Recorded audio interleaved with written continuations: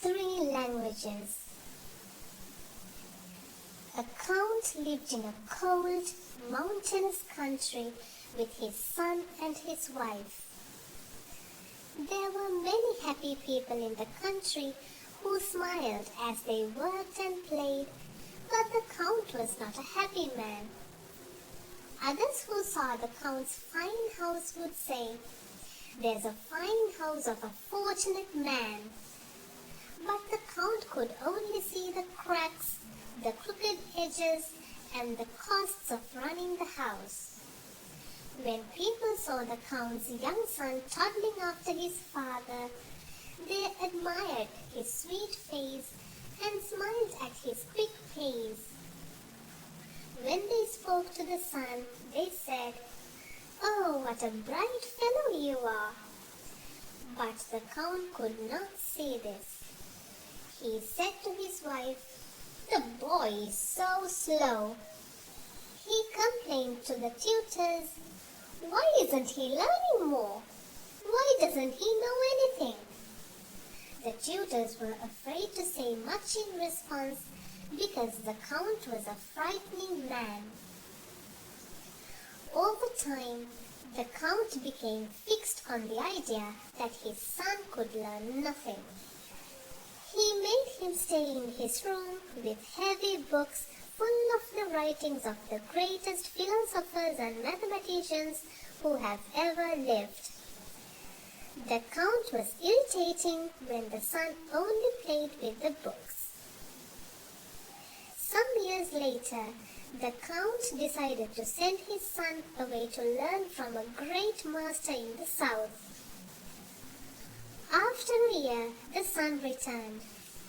The count called him to his study to ask him, "Well, have you learned anything?" The young man replied, "Yes, father, I have learned a lot." "Well, tell me," said his father, "what are the three things that you are most pleased to have learned?" The son smiled and said, "First, I can understand what dogs say when they bark." At this, the count raised his eyebrows, but he could not think of anything to say because he was so surprised. His son continued, "Second, I know what birds are saying when they sing." The son closed his eyes to think and did not notice that his father's face had twisted into a terrible frown. "Third," smiled the son, "I can understand frogs." He looked up at his father and smiled again. "What?" roared the count. His voice was so loud that the pans in the kitchen rattled. "I sent you away to a great master, and you come back with a head full of nonsense instead of knowledge. Get out! Get out!" The son slowly walked out of the room and closed the door quietly behind him. That night, the count decided that he wished to never see his son again. He ordered his guards, "Take him to the forest and kill him. Leave immediately. Bring me back some evidence that you have done as I command." The guards went to the son's room to get him and were surprised to see him ready to leave. As they walked to the forest, the son talked to them and told them all about the things they passed. When they came to a clearing deep in the forest, the men looked uncomfortable. They did not want to kill the charming young man. "Just run away and never return," said the chief guard. "I will not have innocent blood on my hands." The son smiled, thanked them, and walked off into the forest. The chief guard paid a visit to the butcher on the way back, and the count believed that the evidence he saw was real. For a few years, the sun traveled and he had many adventures. Once, as a huge storm was beginning, he arrived in a village, but there was nowhere he could stay.